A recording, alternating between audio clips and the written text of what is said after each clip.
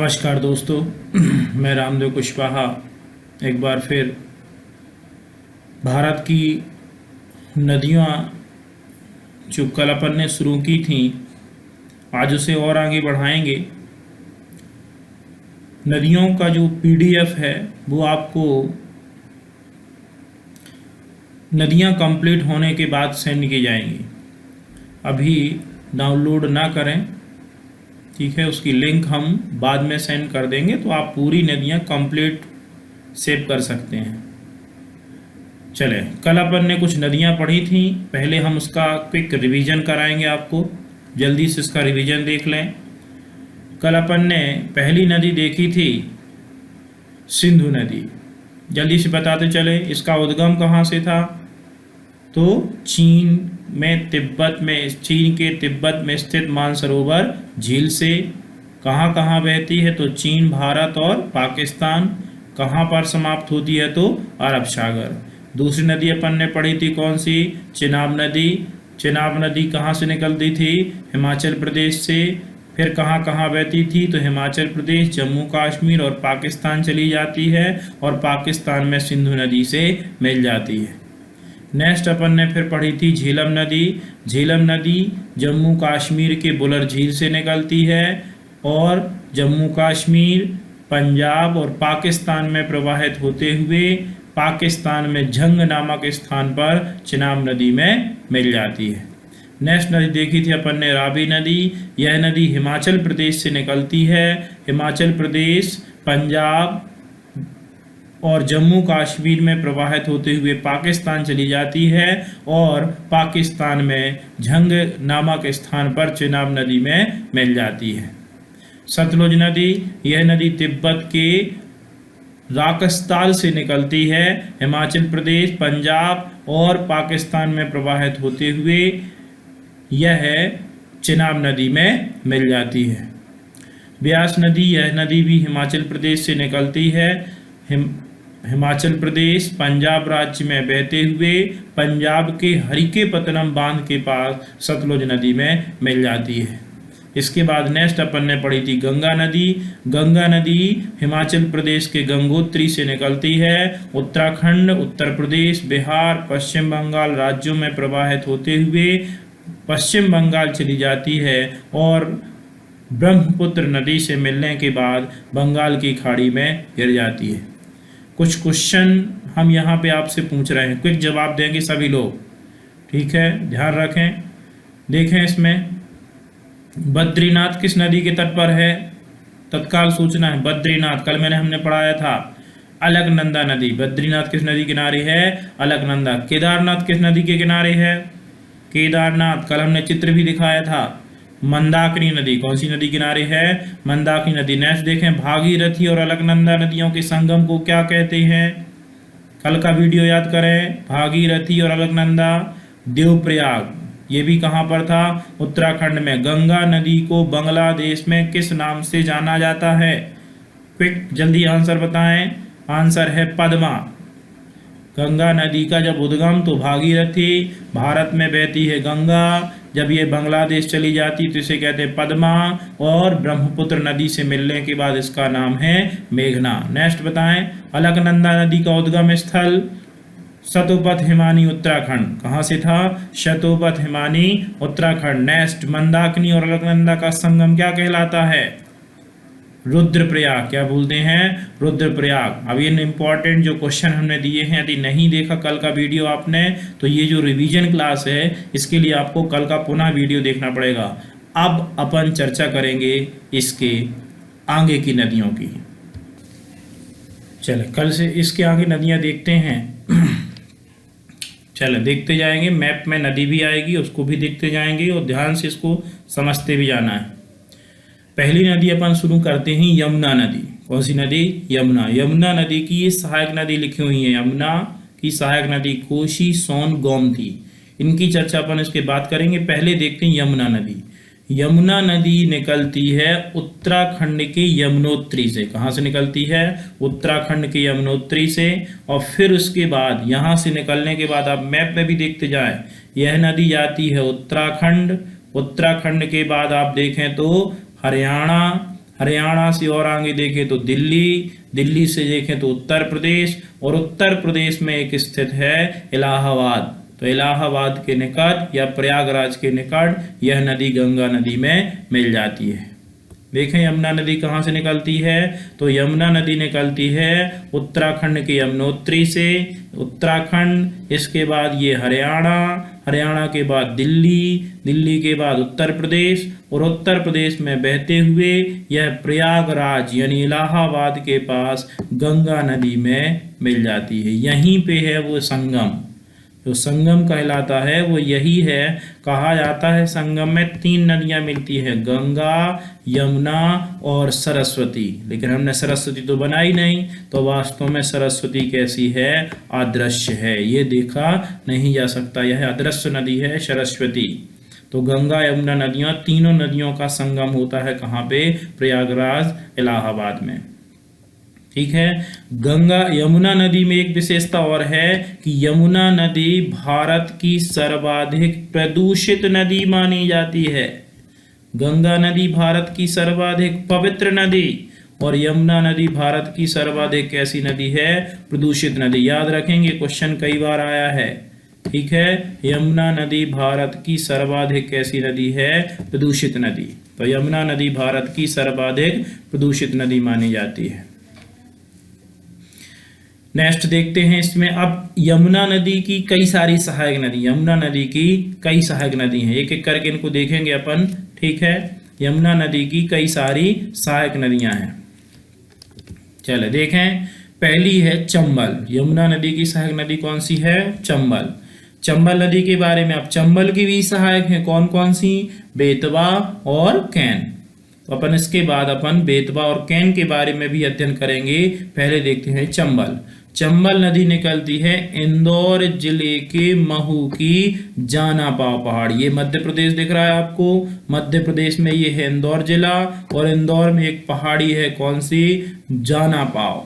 तो इंदौर जिले के महू की जानापाव पहाड़ी से निकलती है मध्य प्रदेश, राजस्थान, और मध्य प्रदेश राजस्थान की सीमा बनाते हुए यह नदी उत्तर प्रदेश चली जाती है। और उत्तर प्रदेश में एक स्थान ये है एटावा। कौन सा स्थान है ये, एटावा। एटावा के पास यह नदी किस में मिल जाती है, यमुना नदी में मिल जाती है। चंबल नदी की यदि कुल लंबाई पूछी जाए तो कुल लंबाई है 965। ये डिस्क्रिप्शन में आपको PDF में सब मिल जाएगा, कितनी है लंबाई इसकी, 965 किलोमीटर। ठीक है, चंबल नदी मध्य प्रदेश में बहती है और मध्य प्रदेश की सर्वाधिक मृदा अपरदन करने वाली नदी मानी जाती है। कौन सी नदी, चंबल नदी मध्य प्रदेश की सर्वाधिक मृदा। इसमें 3 बांध भी बने हैं, गांधी सागर बांध, राणा सागर बांध और जवाहर सागर बांध। ये 3 बांध आपको याद रखना है। गांधी सागर बांध है मध्य प्रदेश के इंदौर जिले में, मध्य प्रदेश के मंदसौर जिले में। दूसरा यहाँ पे है जो बांध राणा सागर बांध, ये राजस्थान में है, राजस्थान के चित्तौड़गढ़ में। और तीसरा जो बांध है यहाँ पे कोटा बैराज, ये है राजस्थान के कोटा में। तो 3 बांध याद रखना है। एक बांध का नाम है इसमें गांधी सागर, दूसरा का नाम है राणा सागर, और तीसरा का नाम है जवाहर सागर। तो ये 3 बांध है। इसी पर यहाँ पर इंदौर जिले में एक पाताल पानी जलप्रपात है। कौन सा, पाताल पानी जलप्रपात। क्वेश्चन आता है ये कि पाताल पानी जलप्रपात किस नदी में है, तो पाताल पानी जलप्रपात है कौन सी नदी पर, चंबल नदी में। और डिस्क्रिप्शन आपको कुछ चीजें नोट्स में और मिल जाएगी। नेक्स्ट, बेतवा नदी। बेतवा नदी कहाँ से निकलती है, तो बेतवा नदी निकलती है रायसेन जिले के कुमरा गांव से, रायसेन जिले के कुमरा गांव से। और ये मध्य प्रदेश में प्रवाहित होते हुए उत्तर प्रदेश पहुंचती है। और उत्तर प्रदेश में एक स्थान है हमीरपुर। कौन सा स्थान है, हमीरपुर के पास यह नदी यमुना नदी में मिल जाती है। यानी यहाँ पर हम यमुना की एक सहायक नदी हमने देखी जो कि एटावा में मिलती है, वो है चंबल, और जो हमीरपुर में मिलती है वो है कौन सी, बेतवा। बेतवा नदी को मध्य प्रदेश की गंगा भी कहा जाता है। बेतवा नदी को मध्य प्रदेश की गंगा भी कहते हैं। तो यह नदी रायसेन के कुमरा गांव से निकलती है, मध्य प्रदेश में बहते हुए यह नदी उत्तर प्रदेश चली जाती है और उत्तर प्रदेश पहुंचकर हमीरपुर के निकट यमुना नदी में मिल जाती है।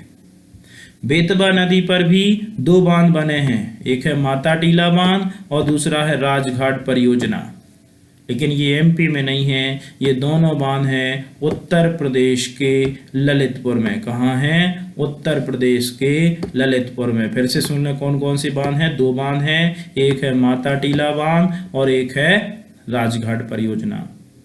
माता टीला बांध का नाम बदलकर रानी लक्ष्मीबाई परियोजना, कौन सा? रानी लक्ष्मीबाई परियोजना कर दिया गया है। ये आपको मध्य प्रदेश का एक जिला दिख रहा होगा जिसका नाम है निवाड़ी। पहले ये टीकमगढ़ जिला था। कौन सा था? टीकमगढ़ जिले से अलग होके बना है निवाड़ी। अब यहीं पर एक मंदिर है ओरछा। कौन सा है? ओरछा। तो क्वेश्चन आता है कि ओरछा नामक मंदिर किस नदी के किनारे है? तो याद रखेंगे बेतवा नदी। ओरछा नामक प्रसिद्ध स्थल कहाँ है? तो ओरछा नामक प्रसिद्ध स्थल जहाँ रामलला का विशाल मंदिर है, यह प्रसिद्ध तीर्थ स्थल कौन सी नदी किनारे है? बेतवा नदी। नेक्स्ट नदी की बात करते हैं, केन नदी।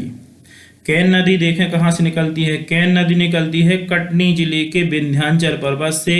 कटनी के बाद ये मध्य प्रदेश में बहती है, फिर उत्तर प्रदेश चली जाती है और उत्तर प्रदेश में चिल्ला नामक स्थान पर यमुना नदी में मिल जाती है। ध्यान से देखें यदि आपको, तो ये ध्यान से आपको मैप में दिखाई दे रहा है, ठीक है। तो यह नदी उत्तर प्रदेश पहुंचकर चिल्ला नामक स्थान पर, ये देखें आपको ये दिख रहा होगा कटनी जिला।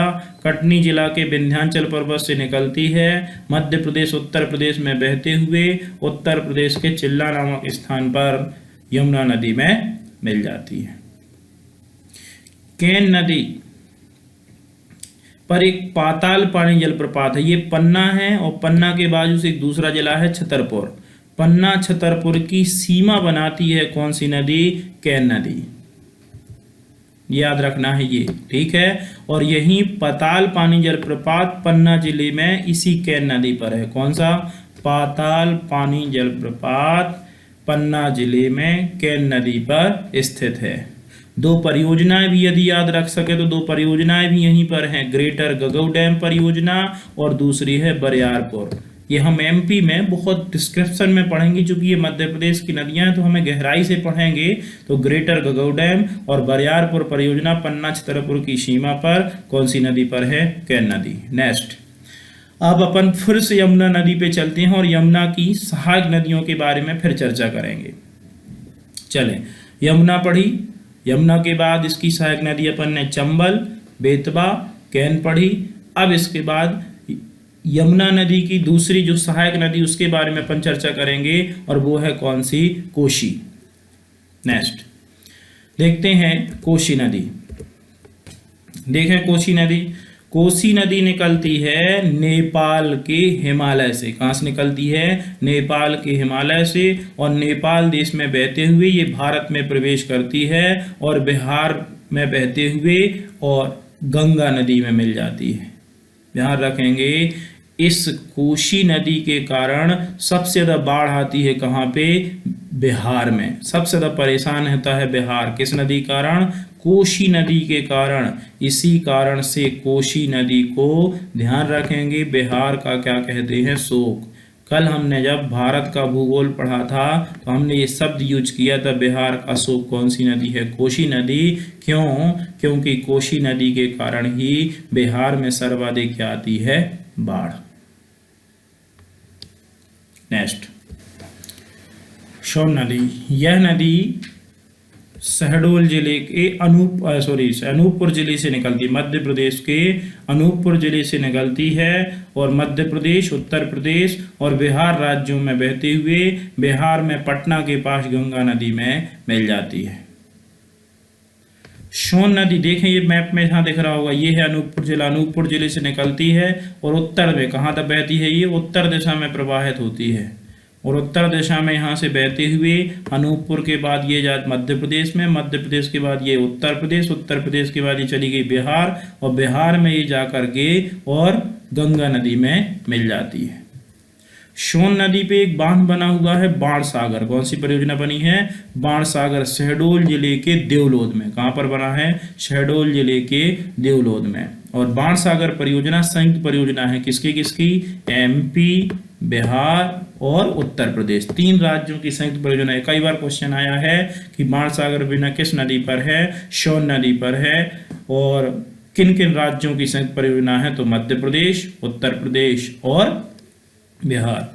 इसकी एक सोन नदी की जो सहायक नदी है वो है रिहंद नदी। ये उत्तर प्रदेश में बहती है। कौन सी? रिहंद। सोन नदी की सहायक नदी है कौन सी? रिहंद। और रिहंद नदी पर भी एक बांध बना हुआ है उत्तर प्रदेश के सोनभद्र में। कहाँ पर बना हुआ है? उत्तर प्रदेश के सोनभद्र में। ठीक है, कौन सा बांध बना है? रिहंद बांध। और ये रिहंद कौन है? सोन नदी की सहायक नदी। रिहंद परियोजना का नया नाम, उसका रिहंद परियोजना का नाम बदल करके गोविंद बल्लभ पंत परियोजना कर दिया गया है।